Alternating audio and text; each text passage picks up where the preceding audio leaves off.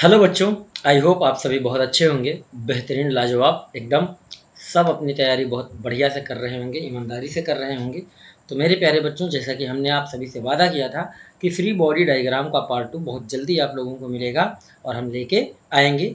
तो हम आप लोगों के लिए फ्री बॉडी डायग्राम का पार्ट 2 जहाँ पे हमने छोड़ा था वहाँ से अगेन कंटिन्यू कर रहे हैं। तो आप लोगों को ध्यान अगर नहीं है तो मैं आपको रिकॉल तो नहीं कराऊँगा, पिछली वीडियो का लिंक वीडियो के डिस्क्रिप्शन में डाल दूँगा, आप जाके चेकआउट कर लेना, ठीक है?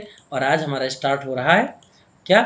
फ्री बॉडी डायग्राम का लेक्चर नंबर 2, ठीक है ना? तो फ्री बॉडी डायग्राम के लेक्चर नंबर 2 को आप लोग हमारे साथ एंजॉय करिएगा, ठीक? और आई होप आपको बहुत मज़ा आएगा, ठीक है? तो जो मेन टॉपिक हम लोगों का चल रहा था इससे पहले वाले वीडियो में पार्ट 1 में, वो था motion of a body on smooth horizontal surface, और उसमें 6 अलग-अलग कॉन्सेप्ट्स हमने आपको बता दिए थे। और आज इसी पे हम लोग 7वां कॉन्सेप्ट की तरफ आगे बढ़ते हैं, ठीक है? तो आप लोग ध्यान से सुनने और समझने की कोशिश करिएगा कि मान लो हमारे प्यारे बच्चों कि अगर हमारे सामने एक ऐसा हॉरिजॉन्टल स्मूथ सरफेस दिया है, ये है, ठीक है ना? ये हमारा एक स्मूथ सरफेस है और इस स्मूथ सरफेस पर 3 बॉडी रखे हुए एक दूसरे से अटैच। ये पहला बॉडी है, ठीक है?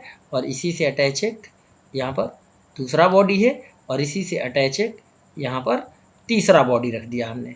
इन तीनों के मास हम एज्यूम कर लेते हैं कि सपोज ये M1 मास का है और ये हमारा M2 मास का है और इसका मास हमारा M3 है और ये तीनों इस स्मूथ सरफेस पर रखे हुए हैं। कैसे सरफेस है बाबू? हेडिंग के अकॉर्डिंग ये हमारा सरफेस स्मूथ सरफेस है। इसमें किसी भी तरह की कोई प्रॉब्लम आपको समझने में नहीं होनी चाहिए। अब मान लिया जाए कि अगर इस वाले बॉडी पे, किस वाले बॉडी पे ध्यान देना, कि अगर हम ये कहें कि इस वाले बॉडी पर हम फोर्स लगाएं हॉरिजॉन्टल डायरेक्शन में कोई एफ फोर्स, ठीक है? अगर हम इस वाले पर एफ फोर्स अप्लाई करेंगे तो ये तीनों बॉडी इस डायरेक्शन में मूव करेगा। सपोज इस पूरे सिस्टम का एक्सेलरेशन ए है, तो एक्सेलरेशन कितना होगा? एक्सेलरेशन ऑफ द सिस्टम कितना आएगा? तो आप समझना एक्सेलरेशन कितना होगा, ठीक है? तो एक्सेलरेशन का जनरल फार्मूला हमारा क्या होता है कि acceleration a is equal to force upon mass, यही होता है। तो नेट फोर्स आपने कितना लगाया? एफ। और तीनों बॉडी का मास इस पूरे सिस्टम का, क्योंकि ये तीनों एक दूसरे से अटैच हैं, तो इन तीनों का मास कितना हो जाएगा? यानी टोटल मास जब हम करेंगे तो M1 plus M2 plus M3, तो ये हमारा इस पूरे सिस्टम का क्या आएगा निकल के? ये इस तीनों सिस्टम का एक्सेलरेशन हमारा निकल के आ जाएगा। अब यहाँ पर क्या क्या पूछा जा सकता है? पूछा ये जा सकता है, जो पूछा जा सकता है उस पे आके चर्चा करते हैं। आपसे ये पूछा जा सकता है कि M1 बॉडी M2 पर कितना फोर्स लगाएगा, ठीक है ना? यानी force acting on M2 by M1, ठीक? ये पूछा जा सकता है। दूसरा पूछा जा सकता है कि force acting on M3 by M2, कि कितना फोर्स हमारा M2 M1 पर अप्लाई करेगा, M1 M2 पर अप्लाई करेगा और M2 कितना फोर्स M3 पर अप्लाई करेगा। क्योंकि हमने एक्सटर्नल फोर्स जो अप्लाई किया वो केवल M1 पर किया, M2 पर हमने कोई फोर्स नहीं लगाया, M3 पर हमने कोई फोर्स नहीं लगाया। But all this three bodies moving in the right side with acceleration A. Clear है? तो अब कैसे इक्वेट करेंगे? देखो बेटा, जब हम लोग एफ फोर्स M1 पे अप्लाई करेंगे तो M1 मास क्या करेगा कि इसको राइट डायरेक्शन में एक नया फोर्स लगाएगा। सपोज ये स्मॉल F1 है, ठीक? तो जब ये एक्शन करेगा तो इसके बदले इस पर रिएक्शन भी देखने को मिलेगा F1 ही। सिमिलरली M2 अगर M3 को F2 फोर्स से अगर पुश कर रहा है तो M3 भी M2 पर F2 फोर्स हमारा अप्लाई करेगा। अब इसका एक अलग से फ्री बॉडी डायग्राम अगर हम अब बनाएं तो हमको कुछ ऐसा मिलेगा। ये पहले बॉडी के लिए कि ये हमारा M1 मास है, ठीक? ये क्या है? M1 मास है। M1 पर आपने कितना फोर्स लगाया? आपने F फोर्स लगाया। और M1 ने M2 पर कितना लगाया? F1। तो M2 भी M1 पर कितना लगा रहा है? F1, अपोजिट डायरेक्शन में। तो यानी कि इस पे अपोजिट डायरेक्शन में भी हमारा एक फोर्स लग रहा है F1। और इस बॉडी का डायरेक्शन ऑफ एक्सेलरेशन क्या है? राइट साइड में विद A। तो इसके हिसाब से अगर M1 पर हम नेट फोर्स की बात करें तो M1 पर हमारा नेट फोर्स कितना मिलेगा? क्योंकि बॉडी राइट साइड में जा रहा है, मतलब ये फोर्स ज़्यादा है और ये फोर्स हमारा कम है। तो F minus F1 is equal to mass into acceleration. ये एक इक्वेशन बन गया, इसमें किसी भी तरह की कोई समस्या नहीं होनी चाहिए। इसी तरीके से सिमिलरली जब M2 वाले मास की अगर हम बात करें, M2 मास की अगर हम बात करें कि ये हमारा M2 मास है, तो M2 पर M1 एक्शन फोर्स कितना अप्लाई कर रहा, F1, और M2 पर कितना रिएक्शन अप्लाई कर रहा, F2।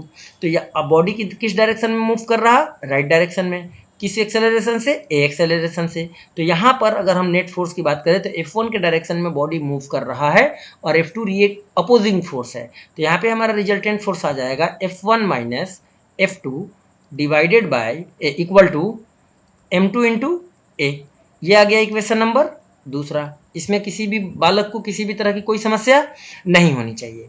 अब इसी तरीके से तीसरे पर आते हैं। अब तीसरा बॉडी को आप अगर ध्यान से देखो तो तीसरा बॉडी हमारा ये है M3। M3 पर केवल फोर्स ऑफ एक्शन कितना लग रहा है बाई M2, ये लग रहा है F2। अब बॉडी राइट डायरेक्शन में किस एक्सेलरेशन से मूव कर रहा, ए एक्सेलरेशन से। तो इसका मतलब कि F2 ही केवल इकलौता फोर्स है, F2 केवल इकलौता फोर्स है जो M3 पर अप्लाई हो रहा, अब बॉडी राइट साइड में ए एक्सेलरेशन से मूव कर रहा। तो इसका मतलब हो गया इसके लिए कि F2 is equal to mass into acceleration, mass into acceleration. कोई दिक्कत? तो F2 की वैल्यू आपको यहाँ से निकल गया, मास इंटू एक्सेलरेशन। एक्सेलरेशन आपके सामने ये रहा कि F divided by M1 plus M2 plus M3। अगर हम ऐसा मान ले कि M1 plus M2 plus M3 is equal to capital M, ऐसा अगर मान ले तो एक्सेलरेशन हमारा क्या हो जाएगा, force divided by capital M, ये हो जाएगा। तो हम यहाँ पर अगर रख देते हैं तो F2 का वैल्यू आपके क्या निकल के आ जाएगा, M3 ए का मतलब F divided by capital M। तो इस तरीके से हम F2 की वैल्यू क्या कर लेंगे, इक्वेट कर लेंगे। जब हमारा F2 इक्वेट हो गया यानी कि force acting on M3 by M2, ये हमारा आंसर निकल आया। तो अब हमारे पास बचा कि force acting on M2 by M1, ठीक है ना। M1 हमारा M2 पर कितना फोर्स लगा रहा, तो F1 लगा रहा था ना। अब F1 इक्वेट करने के लिए हम या तो पहला इक्वेशन यूज कर ले, ठीक है ना, क्योंकि यहाँ पर हमें फोर्स की वैल्यू भी पता है, M1 भी पता है, ए भी पता है, या हम दूसरा इक्वेशन यूज कर ले। तो अब हम चलते हैं पहले इक्वेशन पे कि यूजिंग इक्वेशन 1,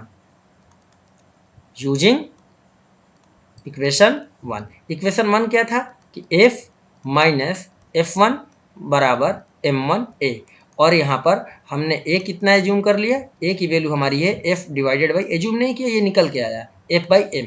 और ये कैपिटल M कितना है, तो capital M is equal to तीनों के मास का सम, M1 plus M2 plus M3, ये बात पता।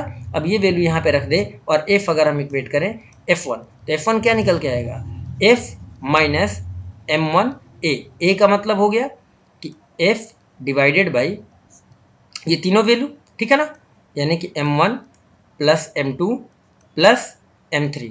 कोई दिक्कत नहीं है, कोई दिक्कत नहीं। अब देखो इसके अपॉन में कुछ नहीं है तो 1 है, ये F और ये F अगर हम कॉमन ले लें तो हमारा F1 बड़ी आसानी से निकल आएगा। कितना निकल के आएगा, अब देखो F कॉमन ले लिया तो ये डायरेक्ट यहाँ पर मल्टीप्लाई हो गया यहाँ वाली वैल्यू के साथ। यहाँ पर नंबर में कुछ नहीं है तो क्या है, 1 है, तो 1 से मल्टीप्लाई करेंगे तो M1 plus M2 plus M3 minus M1, तो M1 कैंसिल हो जाएगा, बचेगा कितना हमारा बचेगा M2 M3 divided by M1 plus M2 plus M3। तो ये हमारा क्या निकल के आया, ये F1 निकल के आया। इसका मतलब कि force acting on M2 by M1 is equal to this one, ठीक है ना। अब इस तीनों वैल्यू को कंबाइन करके अगर हम कैपिटल M लिख देते हैं तो छोटा सा आंसर हो जाएगा हमारा कि F1 is equal to F into M2 plus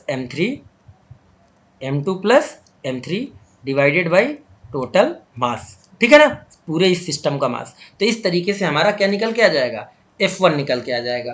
तो आई होप ये पूरा कॉम्बिनेशन आपको बहुत अच्छे से समझ में आ गया होगा।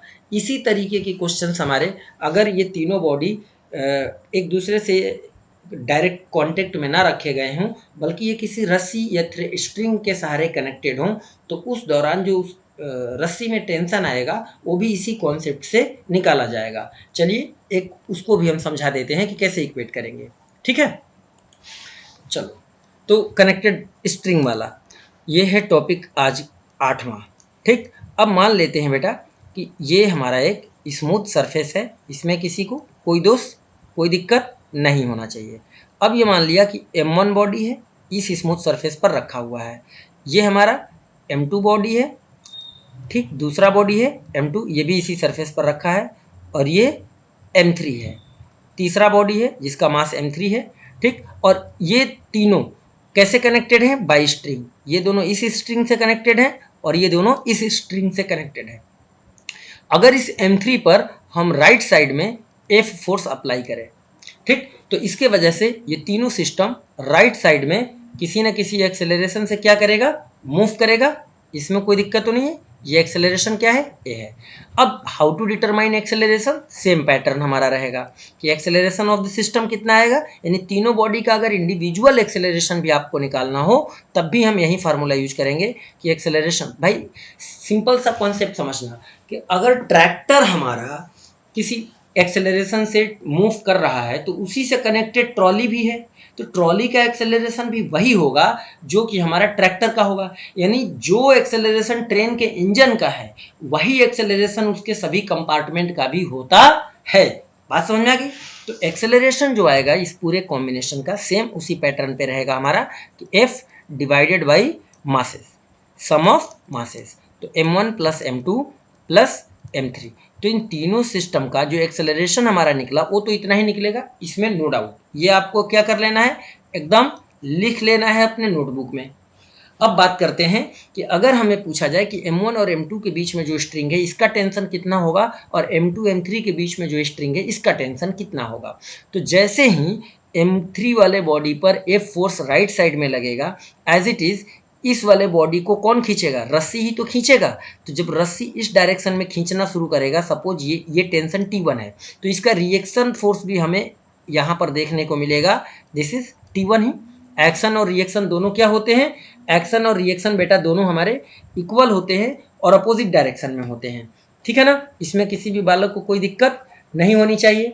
अब हम बात करते हैं कि जैसे ही M2 पे हमारा राइट साइड में फोर्स T1 लगा तो ये क्या करेगा? अब M1 को खींचेगा। सपोज कितने अमाउंट ऑफ फोर्स से खींच रहा? रस्सी के टेंशन की वजह से। ये है T2, तो इसका रिएक्शन भी हमको यहाँ पर T2 देखने को मिलेगा, ठीक।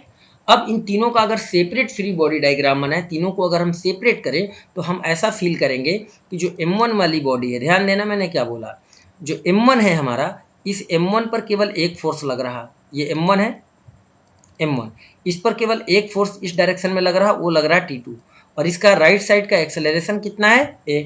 तो अब हम बेटा अगर T2 इक्वेट करना हो तो T2 के वजह से ही ये बॉडी M1 मूव कर रहा है विद एक्सेलरेशन A, तो इसका मतलब ये हो गया कि T2 ही हमारा मास इंटू एक्सेलरेशन के इक्वल होगा। अब एक्सेलरेशन आपको पता है कितना है, मास आपको पता है, T2 निकल आया, यानी कि M1 A का मतलब F divided by sum of masses, इसको हम कैपिटल है, यानी इन तीनों वैल्यू को हमने क्या लिख दिया? इन तीनों वैल्यू को कंबाइन करके हमने कैपिटल M लिख दिया, तो इससे हमारा T2 निकल आया, ठीक। इस रस्सी का स्ट्रिंग टेंशन निकल आया। अब इन दोनों के बीच का अगर हमें टेंशन इक्वेट करना है तो फिर से हम पहले वाला कॉम्बिनेशन को देखें अगर, तो M2 वाले बॉडी यानी कि M3 वाले बॉडी को अगर देखो तो M3 वाले बॉडी पर कितना फोर्स लग रहा है? M3 वाले पर राइट साइड में आपने F फोर्स लगाया, बॉडी राइट डायरेक्शन में ही मूव कर रहा विद एक्सेलरेशन है, लेकिन स्ट्रिंग का जो टेंशन है वो रिएक्शन के फॉर्म में काम कर रहा अपोजिट डायरेक्शन में, दिस इज T1, है ना। तो अब ये T1 कैसे इक्वेट करेंगे? तो यहाँ से इस बॉडी को अगर ध्यान से देखो तो राइट साइड में F force, opposing force T1, body move कर रहा F के डायरेक्शन में विद एक्सेलरेशन A, मतलब कि नेट फोर्स हमारा आएगा F minus T1 which is equal to M3A, ठीक है। अब हमारा T1 कैसे इक्वेट होगा बेटा? सिंपली उसी तरीके से कि F minus M3 into A, ये निकलेगा। अब इसको जब हम A की वैल्यू यहाँ से उठा के यहाँ सब्सटीट्यूट करेंगे और सोल्व करेंगे तो सोल्व करने के बाद हमारा टेंशन कितना निकल के आ जाएगा, अब आप लोग हमें खुद बताओगे। तो देखो आपका आ जाएगा M1 plus M2, M1 plus M2 divided by तीनों मास का सम, तीनों मास का सम मतलब कैपिटल M, तो ये हमारा T1 की वैल्यू आ जाएगा। तो आपको एक्सेलरेशन पता चल गया कैसे इक्वेट करना है, आपको T2 कैसे इक्वेट करना है पता चल गया, आपको T1 कैसे इक्वेट करना है पता चल गया। तो अगर स्ट्रिंग के साथ कनेक्टेड है और सरफेस हमारा स्मूथ हो, यहाँ पर हमने बिना फ्रिक्शन की बात कर रहे हैं, विदाउट फ्रिक्शन, इंक्लूडिंग फ्रिक्शन की हम बात नहीं कर रहे हैं, तो ये चीज़ आप लोगों को बहुत अच्छे से ध्यान देना रहेगा कि ये जो भी कॉन्सेप्ट है विदाउट एक्सेलरेशन है, विद एक्सेलरेशन नहीं है। ठीक है, अब हम इसी सीक्वेंस में आगे बढ़ेंगे। ठीक है बच्चों, इसी सीक्वेंस में हम आगे बढ़ेंगे। तो आप सब लोग प्यार और स्नेह बना के रखिएगा। हम आपको बहुत अच्छे अच्छे कॉन्सेप्ट बहुत बढ़िया से सुंदर तरीके से हम आप लोगों को सिखाने वाले हैं, वो भी बिना किसी टेंशन के। तो ये हॉरिजॉन्टल सरफेस, स्ट्रिंग, ये आपको अगर पता चल गया तो अब हम आपको लेके चलते हैं थोड़ा सा डिफरेंट पैटर्न पे। ठीक है, डिफरेंट पैटर्न। ये डिफरेंट पैटर्न हमारा क्या है? Motion of a connected body over a pulley. क्या है अगला कॉन्सेप्ट है बेटा आपका आज? Motion of a body, motion of a body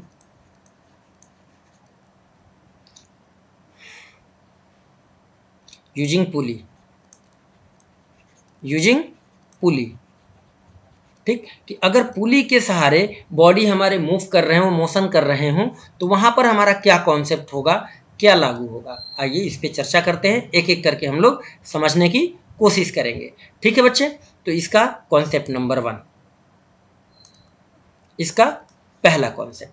ठीक है, पहला कॉन्सेप्ट आप समझना, एक एकदम बेसिक कॉन्सेप्ट पहले बताऊंगा, उसके बाद पुली वाले कॉन्सेप्ट पे चलेंगे। कि सपोज कि ये एक रिजिड सपोर्ट है।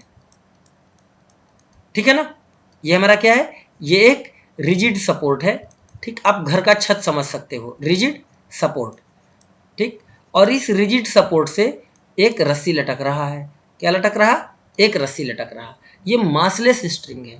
ठीक है, अब जब ये मासलेस स्ट्रिंग ऐसे केवल लटक रहा है, अब मासलेस है, तो इसमें कोई भी टेंशन नहीं होगा। ठीक, क्या बोला मैंने? ये मासलेस स्ट्रिंग है, ध्यान से सुनना, massless string. This one is massless string, यानी ये मासलेस रस्सी है, इसका कोई मास नहीं है। जब मास ही नहीं है तो फोर्स ऑफ ग्रेविटी की अगर बात करें इस रस्सी की वजह से, तो mg होगा और mg की वैल्यू जीरो आएगा, बिकॉज मास की वैल्यू क्या है? जीरो है। लेकिन अगर इस रस्सी का अपना कुछ मास होता तो इसके खुद के मास के वजह से, खुद के वेट के वजह से इस रस्सी में कुछ ना कुछ टेंशन होता। तो अगर रस्सी हमारी मासलेस है तो इस सिचुएशन में बेटा कोई भी टेंशन नहीं होगा, यानी जो टेंशन होगा स्ट्रिंग में, टेंशन, ये टेंशन हमारा कितना आएगा? जीरो आएगा। लेकिन जैसे ही इस बॉडी पर अगर कोई बॉडी हम एम मास का कनेक्ट कर देते हैं, ठीक है ना, इस रस्सी को पे हमने क्या कर दिया, एक कोई एम मास की बॉडी को कनेक्ट कर दिया, तो जब ये बॉडी लटक गया तो इस बॉडी का वेट हमारा फोर्स ऑफ ग्रेविटी की वजह से डाउनवर्ड काम करेगा, और इस वेट के वजह से इस रस्सी में अब अपोजिट डायरेक्शन में क्या जनरेट हो जाएगा? टेंशन। अब ये टेंशन किसके बराबर होगा? क्योंकि रस्सी टूट तो रही नहीं है, रस्सी पे केवल भार लटका हुआ है, ये बॉडी हमारा अटैच लटका हुआ है, इसी वेट की इसके वेट के वजह से ही टेंशन आया, तो टेंशन ही हमारा इस बॉडी के वेट के बराबर हो जाएगा, यानी mg के बराबर हो जाएगा। तो ये बड़ा सिंपल सा सवाल है कि अगर कभी सिंगल बॉडी किसी थ्रेड के सहारे कनेक्टेड हो, तो अगर रस्सी में टेंशन पूछा जाए तो सीधा बॉडी का वेट इक्वेट कर देना चाहिए। लेकिन अगर ये रस्सी मासलेस ना होके अगर उस रस्सी का अपना खुद का मास होता, तो रस्सी में टेंशन डिफरेंट निकल के आएगा, बॉडी के वेट से ज़्यादा निकल के आएगा। ठीक है, कैसे ज़्यादा निकल के आएगा, आओ यहाँ पर समझ लेते हैं। यहीं पर बेसिक सा दूसरा कॉन्सेप्ट कि अगर ये सपोर्ट है और ये रस्सी का अपना खुद का मास है, यानी रस्सी हमारी मासलेस नहीं है, बल्कि इस रस्सी का अपना खुद का मास है, ये मासलेस रस्सी नहीं है, अब इसका खुद का अपना कुछ ना कुछ मास है। अब जब रस्सी का बेटा अपना खुद का कुछ मास है, तो उस सिचुएशन में तो चीज़ें गड़बड़ होंगी, क्योंकि इस रस्सी का सेंटर ऑफ मास यहाँ पर होगा, और जब सेंटर ऑफ मास यहाँ पर होगा, ठीक है ना, तो इसके खुद के मास की वजह से इस पर नीचे फोर्स ऑफ ग्रेविटी लगेगा। सपोज इसका खुद का मास स्मॉल m है, ठीक, तो नीचे की तरफ कितना लगेगा? mg फोर्स, जिसके वजह से इस रस्सी में ऑलरेडी टेंशन आ जाएगा, ये टेंशन mg के बराबर होगा। लेकिन कब? जब इस पर कोई भी बॉडी अटैच ना हो, तब हमारा टेंशन कितना आएगा? mg आएगा। समझना, without mass, without attached any body, without attached any body, कोई भी बॉडी अगर अटैच नहीं है तब तो टेंशन इतना आएगा। लेकिन अगर इसमें हम कोई मास अटैच कर देते हैं, जैसे एक कैपिटल मास अटैच कर दिया, तो इसका वेट भी तो नीचे कैपिटल mg काम करेगा, तो इस रस्सी पे अब डबल वेट काम करने लगा। तो इस सिचुएशन में जो हमारा थ्रेड का टेंशन आ जाएगा वो आ जाएगा m plus capital M into g. तो ये चीज़ भी आपको नोट करके रखना है। ये विद मास है, जो जब हम एक्सटर्नल बॉडी उस थ्रेड के साथ हमने कनेक्ट कर दिया तो अब उस थ्रेड का टेंशन बढ़ गया, mg में बॉडी का वेट भी ऐड हो जाएगा। क्लियर है? अब इसी तरीके से हम चलते हैं आपको अब पुली के कॉन्सेप्ट पर लेके, ठीक है ना? कि रहने दे इसके लिए, पुली वाला कॉन्सेप्ट अगले वीडियो में बता दे, बताओ जैसा तुम लोग को। फिलहाल पुली का एक दो कॉन्सेप्ट आप लोग बहुत अच्छे से समझ लो हमारे सामने, है ना? देख लो बेटा। तो अब हम लेके चलते हैं एक्चुअल में पुली वाले कॉन्सेप्ट पर, ठीक? तो अब मान लेते हैं आप सभी लोग हमारे साथ बने रहेंगे, हम आपको पुली भी बनाएंगे, सब बनाएंगे, सब दिखाएंगे। तेरा भाई है तो तुझे डरने की कोई बात नहीं है। देख लो, ये हमारा एक पुली है, इसमें किसी भी बालक को कोई दिक्कत नहीं। ये पुली का सेंटर है, ठीक है? अब ये पुली ऑलरेडी क्या कर रहा है बाबू? ये पुली ऑलरेडी इस रस्सी के सहारे लटक रहा है, ऐसे समझो, ठीक? और ये हमारा क्या है? सपोर्ट है। दिस वन इज सपोर्ट, इसमें कोई दिक्कत नहीं है। अब हुआ ये कि इसके ऊपर से ऐसे एक रस्सी गुजर रही है इधर भी, और एक रस्सी इधर से लटका दिया हमने। अब इस दोनों रस्सियों में हमने क्या कर दिया? इधर भी एक बॉडी अटैच कर दी और इधर भी एक बॉडी हमने अटैच कर दी। सपोज इधर वाले का मास m1 है और इधर वाले का मास m2 है। अगर हम ऐसा एज्यूम कर ले, एज्यूमिंग दैट, ऐसा एज्यूम कर ले, एज्यूम कि small m is less than capital m2, यानी m1 हमारा m2 से छोटा है, तो जाहिर सी बात है कि फिर मोशन होगा, यानी कि ठीक है ना? इसका भी तो फोर्स ऑफ ग्रेविटी नीचे काम करेगा। कितना काम करेगा?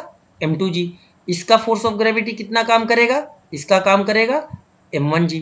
और इस थ्रेड में टेंशन किधर होंगे? ऐसे देखो, ये रस्सी को अगर ऐसे कर दोगे तो इक्वल टेंशन हमें जनरेट होंगे अपोजिट डायरेक्शन में, ठीक है ना? तो यहाँ पर आपको क्या दिखा? ये टेंशन है इस रस्सी का, ठीक है? और सपोज इसका जो टेंशन है ये हमारा टी डैश है, ठीक? मान लेते हैं इस पुली का भी अपना कुछ मास है। इस पुली का मास कितना है बेटा? Capital M। पुली का मास कैपिटल M, तो इसका भी वेट किधर काम करेगा? नीचे की तरफ काम करेगा, कैपिटल mg। ये काम करेगा इस पुली का वेट। लेकिन रस्सियाँ जितनी भी यूज हैं, जो स्ट्रिंग है, ये सभी मासलेस हैं। स्ट्रिंग हमारे क्या है? स्ट्रिंग ये सभी हमारे मासलेस हैं, ये हमारे मासलेस हैं। अब देखो, जब m1 छोटा है m2 बड़ा है, तो इसके वेट की वजह से ये सिस्टम हमारा नीचे की तरफ मूव करेगा, सपोज विद एक्सेलरेशन a, तो ये वाला ऊपर की तरफ मूव करेगा विद एक्सेलरेशन a। क्लियर? अब इन दोनों बॉडी के लिए यानी m1 और m2 के लिए अगर हम इक्वेशन लिखें, m1 और m2 के लिए अगर हम क्या करें? इक्वेशन लिखें, तो क्या लिखेंगे? अब देखना, for mass m1, for mass m1। आप m1 को अगर ध्यान से देखो तो इस m1 वाले पे कितने फोर्स लग रहा? दो फोर्स लग रहा m1 पर। एक डाउनवर्ड फोर्स लग रहा m1g, ठीक? अपवर्ड फोर्स लग रहा टेंशन। बॉडी ऊपर के डायरेक्शन में मूव कर रही विद एक्सेलरेशन है। इसका मतलब ये हो गया कि इसके लिए ध्यान से देखना, किसके लिए? m1 की मैं बात कर रहा हूँ, m1 के लिए। तो इस डायरेक्शन में मूव कर रहा और ये अपोजिंग फोर्स है, मतलब कि नेट फोर्स हमारा निकलेगा T minus m1g is equal to mass into acceleration, तो m1 into a. This is equation 1। इसी तरीके से अगर दूसरे बॉडी को आप ध्यान से देखो, m2 को अगर आप ध्यान से देखो, तो m2 पर भी नीचे फोर्स कितना लग रहा? m2g, ठीक? टेंशन कितना लग रहा? ऊपर ही लग रहा अपोजिट डायरेक्शन में, but body move in downward direction. तो इसके लिए जब हम लिखेंगे नेट फोर्स, तो कितना लिखेंगे? इस डायरेक्शन में बॉडी मूव कर रहा और ये अपोजिंग फोर्स है यहाँ पर। तो यहाँ पर हम देखेंगे तो हमारा आ जाएगा m2g minus tension is equal to mass into acceleration. This is equation 2। इसमें किसी भी बालक को, किसी भी बालिकाओं को किसी तरह की कोई समस्या नहीं होना चाहिए, है ना? समझ में आ रहा है एकदम अच्छे से? कोई दिक्कत बिल्कुल भी नहीं होना चाहिए। अब क्या करेंगे? अब जब इन दोनों इक्वेशन को अगर हम आपस में ऐड कर दें, ठीक है? इक्वेशन 1 इक्वेशन 2 को, तो लेफ्ट साइड में टेंशन टेंशन कैंसिल हो जाएगा क्योंकि ये प्लस में है ये माइनस में है, और m2g या माइनस m1g ऐड हो जाएगा, तो g हमें कॉमन मिल गया, मिला क्या m2 माइनस m1, और राइट साइड में हमको क्या मिला भाई, ऐड कर रहे हैं तो a is equal to m1 plus m2, ये मिला राइट साइड में कि नहीं मिला, इसमें किसी को कोई दिक्कत, ये क्या हो गया, हाँ, तो इसमें किसी भी बच्चे को किसी भी तरह की कोई दिक्कत नहीं होना चाहिए, प्रॉपर आपको दिखना चाहिए, वो मैंने दिखने के लिए थोड़ा सा साइड हो गया है ना। अब क्या करना है, ए निकालना है, तो ए की वैल्यू अब आपके सामने आपके स्क्रीन पर दिख रहा होगा कि ए बराबर क्या हो जाएगा, जी m2 minus m1 divided by m1 plus m2, हो जाएगा इतना कि नहीं हो जाएगा, हो जाएगा ना। तो अब हम क्या करेंगे बच्चों, अब हम एक्सेलरेशन इक्वेट कर लेंगे इस इक्वेशन को सोल्व करके, किस इक्वेशन को सोल्व करके, इस तीसरे इक्वेशन को सोल्व करके हम लोग, यानी इस इक्वेशन के से हम इस ए की वैल्यू को इक्वेट कर लेंगे। तो जब आप ए की वैल्यू इक्वेट करोगे तो ए की वैल्यू आपके सामने कितना निकल आ जाएगा कि m2 minus m1 divided by m1 plus m2, और ये जो g है, ये g भाई साहब को g की तरह लगा देते हैं साइड में, लगा दे साइड में, कोई दिक्कत। तो ये है इस पूरे सिस्टम का एक्सेलरेशन। अब बात करते हैं कि ये जो हमारी रस्सी है, इस रस्सी में टेंशन कितना होगा, जो पुली के ऊपर से जा रही है जिस पे दोनों मास अटैच हैं, तो टेंशन कैसे इक्वेट करें, तो टेंशन अब इक्वेट कर लेंगे जब हमारा एक्सेलरेशन आ गया, तो किसी भी एक इक्वेशन में रख दो, यानी पहले इक्वेशन यूज कर लो या दूसरा, इन दोनों में से किसी भी एक इक्वेशन को यूज करोगे तो आपका टेंशन आ जाएगा। तो हमने लिखा यूजिंग इक्वेशन 1, क्या लिखा, यूजिंग इक्वेशन 1। इक्वेशन 1 में क्या था कि t minus m1g is equal to m1a। अब यहाँ से t इक्वेट करेंगे हम तो हमारा आ जाएगा m1a plus m2 sorry m1g, है ना, ये आ गया हमारा m1g।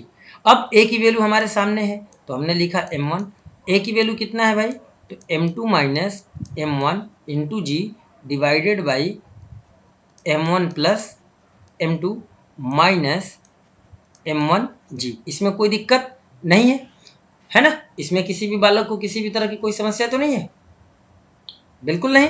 चलो बहुत बढ़िया। अब देखा जाए तो भाई ये m1 और ये m1 तो वैसे भी कॉमन था, तो चाहे तो हम यहीं पे कॉमन ले सकते थे कि m1 कॉमन ले ले, आ जाएगा a प्लस जी, ए में g की वैल्यू ऐड कर देते, है ना, तो इस तरीके से हमारा टेंशन आ जाएगा। तो भाई देखो अब m1g और m1g कॉमन मिल गया, जब कॉमन आप ले लो m1g दोनों तरफ से, तो हमारे पास बचा क्या इधर, m2 माइनस m1 बचा, m2 माइनस m1 बचा divided by m1 plus m2 बचा, माइनस, अब इधर देखो क्या बचा, इधर बचा -1, 1 का मतलब जब ये माइनस करने लगोगे 1, ये यहाँ पर कुछ बचा नहीं, -1 बचा। अब इसको जब सोल्व करोगे आप तो आपको टेंशन निकल आएगा, कितना निकलेगा आप ध्यान दो, देखो बेटा बहुत अच्छे से देखो, जब ये वैल्यू को हम यहाँ पर लिखेंगे ना तो क्या आ जाएगा, -m1 माइनस m2, ठीक, -m1 एंड -m2, एकदम सिंपल सा फंडा है कि इतना वैल्यू हमारा निकल के आ जाएगा। तो देख लो भाई m1g into m2 minus m1 minus, यार माइनस कहाँ पे है, प्लस है ना, ये प्लस है, ध्यान देना, माइनस नहीं है प्लस है, प्लस करना है तो प्लस करेंगे बेटा तो आ जाएगा m1 प्लस m2, वही हमने कहा ये माइनस कहाँ से आने लगा, माइनस आएगा तो रिजल्ट हमारा माइनस हो जाएगा ना, और नीचे हमारा आ गया m1 प्लस m2। अब इसको जब सोल्व करेंगे तो बेटा हमारा m1 और ये m1 कैंसिल आउट हो गया, जब ये दोनों कैंसिल आउट हो गए तो अब हमारे पास बचा क्या, अब खुद ही देखो, अब इसके बाद क्या बचा, तो t बराबर हमारा आ गया m1g, m2 मिलके 2m2 हो गया, तो हमारा आ गया 2m1 m2g divided by m1 plus m2, ठीक है, तो ये हमारा आ गया टेंशन, इसमें किसी भी बालक को किसी भी तरह की कोई समस्या नहीं है। तो इस तरह के सवाल आपसे पूछे जाएंगे कि टेंशन निकालो कितना होगा, एक्सेलरेशन इक्वेट करो कितना होगा, तो एक्सेलरेशन आपको यहाँ मिल गया, ठीक, और टेंशन आपको यहाँ मिल गया, ठीक है ना, टेंशन आपको यहाँ पर मिल गया और एक्सेलरेशन वहाँ मिल गया। तो इस तरीके से एक्सेलरेशन और टेंशन हम लोग क्या करेंगे, इक्वेट कर लेंगे। अब बात अगर यहाँ पर आती है कि सर ये जिस स्ट्रिंग के सहारे ये पुली हमारा लटक रहा था और पुली के सहारे ये दो बॉडी लटक रहे थे, तो इस मेन यानी कि इस मेन स्ट्रिंग में टेंशन कितना आएगा? तो बेटा देखो, इसमें जो टेंशन जनरेट हो रहा है वो टेंशन किसकी वजह से आ रहा? तो आप समझो कि एक्शन के बदले क्या होगा, ये रिएक्शंस भी तो होंगे कि नहीं होंगे? तो एक रिएक्शन मान लो यहाँ पर है, एक रिएक्शन फोर्स यहाँ पर है, तो देखो ये जो टेंशन आएगा वो इस पुली के वेट यानी कि mg और ये जो दोनों टेंशन है डाउनवर्ड इनके सम के बराबर आएगा। यानी मेन स्ट्रिंग में जो हमारा टेंशन आएगा, मेन स्ट्रिंग तो मेन स्ट्रिंग वाला जो हमारा टेंशन टी डैश होगा वो T2T प्लस mg के बराबर आएगा। ठीक है, अब टेंशन इक्वेट हो गया है आपको, तो टेंशन की वैल्यू यहाँ रखना है, अब पुली का मास और जी की वैल्यू, ये सब जब आप सोल्व कर लेंगे तो इससे आपका जो मेन जिस थ्रेड के सहारे हमारा पुली हैंग हो रहा है उसका हमारा टेंशन इक्वेट हो जाएगा।